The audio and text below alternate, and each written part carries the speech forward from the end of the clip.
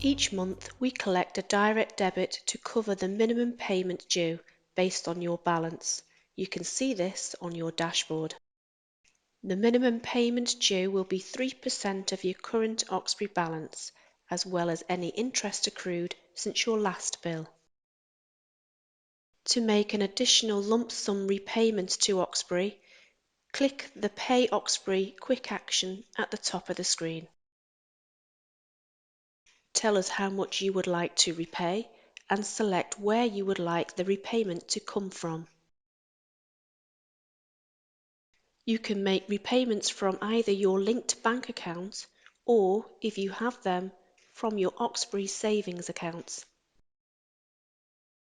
Review and confirm the repayment, and this will then be pulled by direct debit and applied to your account.